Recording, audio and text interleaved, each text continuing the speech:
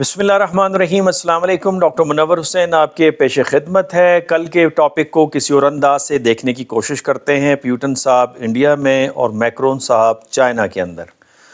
سب سے پہلے پیوٹن اور مودی صاحب کی ملاقات کا ذکر کرتے ہیں۔ پہلے تو یہ کہ سیاسی اعتماد کے ساتھ ساتھ تجارتی اعتماد کو بحال کرنا ہے اور تیل کی بلا تعطل ترسیل کا اعادہ کیا گیا ہے۔ 2030 تک جو تجارت ہے وہ $100 بلین تک لے جانے کی بات کی گئی ہے۔ اب تقریباً $68 بلین کی اس وقت تجارت چل رہی ہے، جس میں $64 بلین رشیا اپنی چیزیں بھارت میں بیچتا ہے اور بھارت $4 بلین کی بیچتا ہے، تو بھارت کو تقریباً $60 بلین کا خسارہ اس کے اندر اٹھانا پڑتا ہے۔ اس کے ساتھ ساتھ دفاعی معاملات کے ساتھ ساتھ نیوکلیر توانائی اور ٹیکنالوجی پہ تعاون کی بات کی گئی ہے، اور اس حوالے سے کہا جا رہا ہے کہ نیوکلیر سب میرینز 10 سالوں کے لیے بھارت روس کی لیز پر لے گا، اور اس کے بعد یہ سب میرین کی ٹیکنالوجی جو ہے وہ شفٹ ہو جائے گی بھارت کی طرف، اور $2 بلین کی اس میں بھارت اپنی لاگت لگائے گا 10 سالوں تک۔ اب سب میرین کی کون سی جنریشن آئے گا؟ اس کے ساتھ ساتھ Su-57 جو فائٹر جیٹ ہے 5th جنریشن کا، اس کی بات نہیں ہوئی۔ براموس کے ویریئنٹ کی جو بات چل رہی تھی 150 سے 200 کلومیٹر والی، اس کی بات نہیں ہوئی۔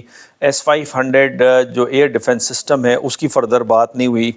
اس کے ساتھ ساتھ یوکرین پر بات ہوئی ہے کہ اس کا روڈ میپ کیا ہونا چاہیے۔ اس کے ساتھ ساتھ جو مشترکہ اعلامیہ آیا ہے اس میں معیشت سیکیورٹی جو ہے وہ مرکزی موضوع رہے ہیں۔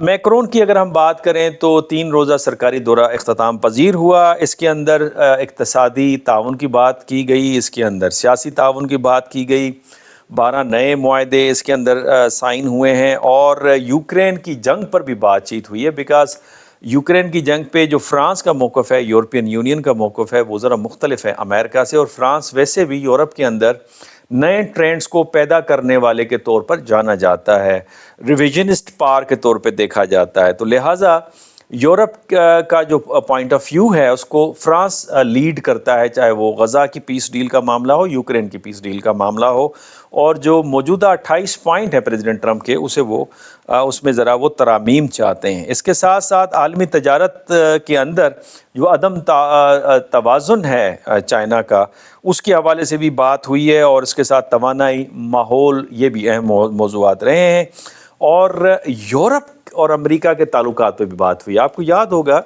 کہ مارشل پلان کے بعد امریکہ نے یورپ کو اپنے ساتھ کلب کر دیا تھا، اور یورپ امریکہ کی بڑی مارکیٹ کے طور پہ ابھرا تھا۔ اب چین جو اپنے BRI کے 6 کوریڈورز ہیں، وہ بالآخر 3 اس میں سے یورپ چلے جاتے ہیں، اور یورپ کو وہ اپنے ساتھ کلب کرنا چاہتا ہے، اور اگر یورپ کو وہ اپنے ساتھ کلب کرتا ہے تو کیا جو موجودہ آرڈر ہے کیا یہ ڈس آرڈر میں تبدیل ہو جائے گا؟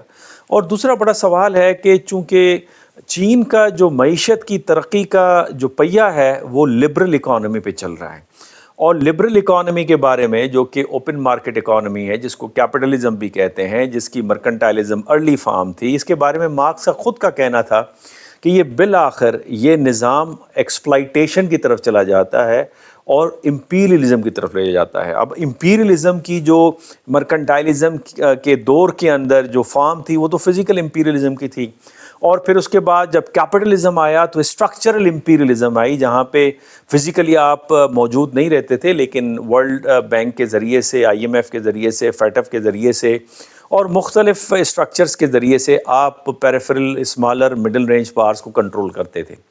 اب آپ رہ رہے ہیں پوسٹ ماڈرنسٹ ورلڈ کے اندر، تو کیا یہاں پہ جب چائنا اکنامکلی بہت زیادہ ڈیولپ ہو جائے گا، اور چائنا کی گو کے تاریخ میں امپیریلزم کہیں نظر نہیں آتا اس کے جو ٹرینڈ ہے بیہیویئر کا، بٹ ایون دین چونکہ اکنامک نظام یہ ہے، اور پھر آفٹر آل آپ ایک ایریا آف انفلوئنس یا اسفیئر آف انفلوئنس قائم کریں گے، اور اگر آپ اسفیئر آف سیکیورٹی میں بھی چلے جائیں تب بھی ایک آپ کا دائرہ تو ہوگا، اور یہی وجہ ہے کہ نیپال، بھوٹان، مالدیو، سری لنکا سب چائنا کی طرف دیکھ رہے ہیں، چائنا کی بات اور نیریٹو کو لے رہے ہیں، چائنا کی اکنامک ایڈ اور انویسٹمنٹ کو لے رہے ہیں، ملٹری تعاون کو لے رہے ہیں، اور انڈیا کو ڈیزرٹ کر رہے ہیں۔ تو کیا یہ پورا علاقہ چائنا کا اسفیئر آف انفلوئنس کہلائے گا؟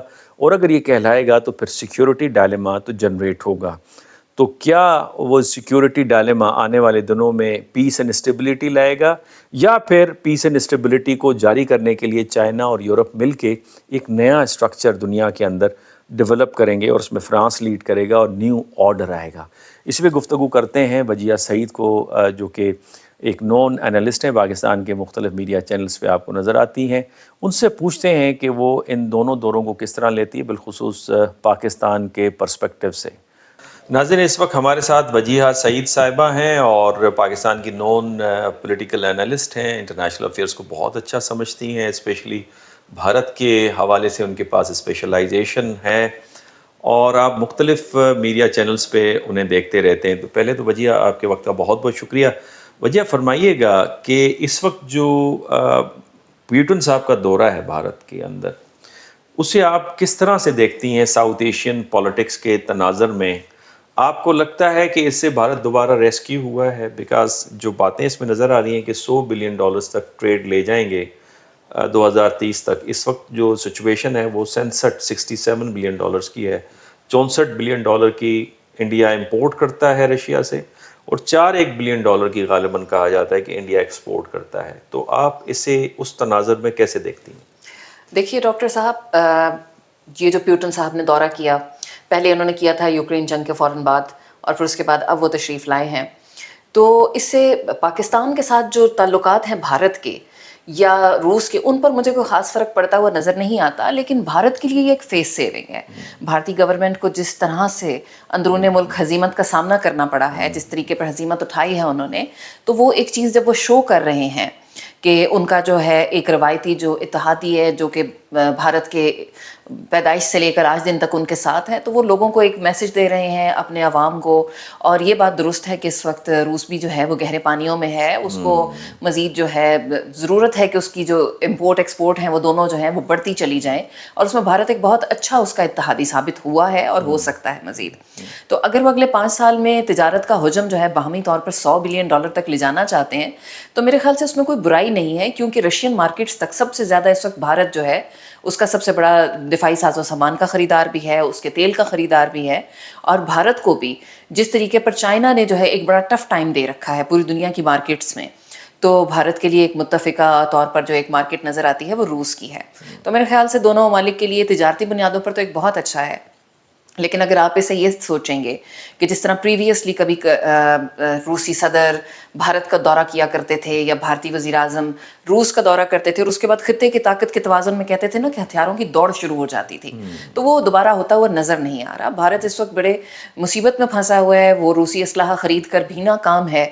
جنگ نے ثابت کیا پاکستان کے ساتھ، جو چند گھنٹے کی جنگ ان کو باقاعدہ طور پر لڑنا پڑی، اس میں بھارتی جو فوج ہے اس کی ناکامیاں سامنے آئی. میں یہ نہیں کہتی کہ روسی ساز و سامان میں کوئی کمی تھی، جیسا کہ وہ ہمارے AVM صاحب نے کہا تھا کہ Rafale is a potent aircraft if employed well. تو رشین جتنا بھی ساز و سامان ہے بہت زبردست ہے، شاندار ہے، دنیا کی کسی بھی ٹیکنالوجی کا مقابلہ کرنے کی اہلیت رکھتا ہے.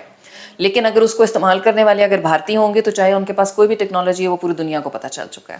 اچھا، ویسے وجیہہ یہ جو آپ نے ساز و سامان کی بات کی، دفاعی کی، Su-57 کے بارے میں سن رہے تھے کہ وہ بھارت ان سے لے گا، لیکن وہ ڈیل ہو نہیں سکی. اس کے علاوہ ہم سن رہے تھے کہ براموس کا کوئی ویریئنٹ بھی وہ لینا چاہتے ہیں. پھر S-500 ایئر ڈیفنس سسٹم کی بھی بات ہو رہی تھی. تو وہ کیوں نہیں بھارت لے پا رہا؟ وہ اس کی بات کیوں نہیں ہوئی؟ مسئلہ کیا ہے؟ دیکھیے ڈاکٹر صاحب، اس معاملے پر نا دونوں ممالک کے درمیان بات چیت جاری ہے. آپ اس کو مکمل طور پر یہ نہیں کہہ سکتے کہ بھارت نہیں لے پایا یا روس نے دینے سے انکار کر دیا یا امریکی پریشر کی وجہ سے یہ فیصلہ نہیں ہو سکا. دونوں ممالک کے ساتھ ایکچولی بھارت جو ہے وہ اس وقت امریکہ سے F-35 خریدنے اور روس سے Su-57 خریدنے کے معاملات کے اوپر گزشتہ 1 سال سے بڑی شدید قسم کی آپ کہیں کہ دونوں طرف سے جو ہے نا ان کی بات چیت جاری ہے. تو امریکہ جو ہے وہ بھارت کو فورس کر رہا ہے کہ F-35 طیارے خریدے جائیں. اب اس میں یہ آتا ہے کہ 10 سال بعد اگر بھارت آج معاہدہ کرتا ہے تو 10 سال بعد بھارت کو F-35 طیارے جو ہیں وہ مہیا کیے جائیں گے. اس وقت تک پاکستان 5th جنریشن وارفیئر کے جو ہمارے جنگی جہاز ہیں ہم ان کی پروڈکشن بھی شروع کر چکے ہوں گے، اور بھارت کے پاس وہ اس وقت تک پہنچیں گے. اس کے بعد وہ 5th جنریشن وارفیئر کے لیے ریڈی ہوگا ایئر فورس کی سطح پر، پھر اس کے بعد وہ ٹرانسفر آف ٹیکنالوجی یا ان کو بنانے کا کام شروع ہوگا. جبکہ روس کے ساتھ اگر یہ خریدنے کا معاہدہ کرتے ہیں تو روس جو ہے انہیں فوری طور پر Su-57 طیارے دینے کے لیے تیار ہے. اب بھارت کے اندر خود جو ہے ایک بہت بڑی بحث کا آغاز ہوا ہے کہ کون سے طیارے بھارت کی دفاعی ضروریات کو پورا کرتے ہیں. تو یہ فیصلہ جو ہے وہ اس کے اندر بھارت نے اپنی جیب بھی دیکھنی ہے. امریکی طیارے بہت مہنگے پڑیں گے اسے, اور جتنے میں ایک امریکی طیارہ آتا ہے اس میں 1.5 پونے 2 جو ہے یہ روسی ساختہ طیارے آ جاتے ہیں.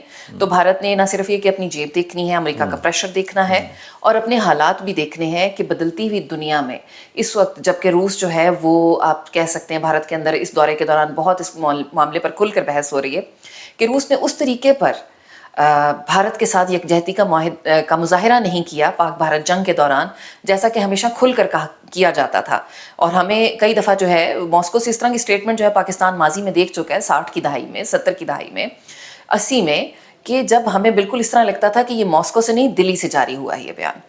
تو اب اس کے اندر واضح طور پر چینجز نظر آ رہے ہیں, بھارت کے اندر انٹرنل چینجز آ رہے ہیں. اور جنگ کے بعد پاکستان نے چونکہ وہ پورا جو طاقت کا توازن ہے جو بھارت نے بڑی مشکلوں سے دنیا کے سامنے شو کیا تھا, ہم نے وہ ٹوٹلی چینج کر دیا.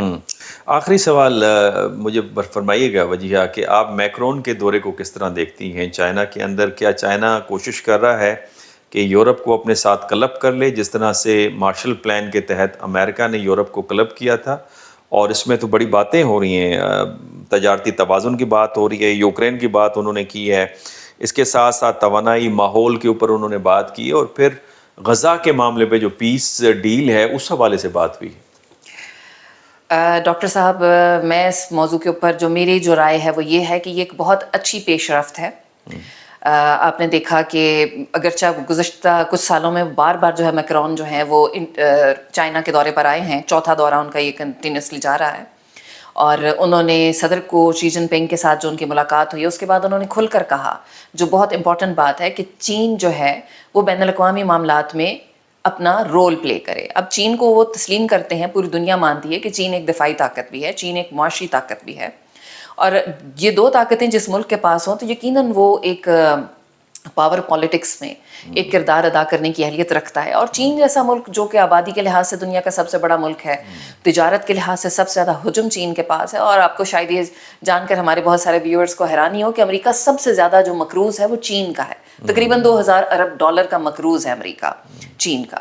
تو چین نے ہمیشہ اپنی خارجہ پالیسی جو ہے بڑی نپی تلے انداز میں چلائی ہے, اور میں یہ سمجھتی ہوں کہ چین نے اگر آگے بڑھ کر بہت سارے معاملات کو ہاتھ میں لینا شروع کیا یا اس کے اوپر اپنا نقطہ نظر بیان کرنا شروع کیا تو طاقت کے توازن میں جو واضح تبدیلی ہے وہ آپ کو نظر آنی شروع ہو جائے گی. ویسے میکرون نے یہ ڈیمانڈ کی ہے چائنا سے کہ وہ بڑھ کے اپنا کردار ادا کرے دنیا کے معاملات کے اندر. دیکھیں اگر چین آگے آتا ہے تو سب سے پہلی چیز جو ہے وہ تجارتی معاملات کے ساتھ ساتھ وہ ماحولیات کے اوپر بات ہوگی. چین کی اقتصادی ترقی نے ماحولیات کے ایک بہت بڑے المیے کو جنم دیا ہے, اور جو اس کے ارد گرد کے ممالک ہیں, اب آپ دیکھیے پاکستان کس قدر جو ہے نا مشکلات کا شکار ہے جب یہ آتا ہے ہماری موسمیاتی تبدیلیوں کے حوالے سے.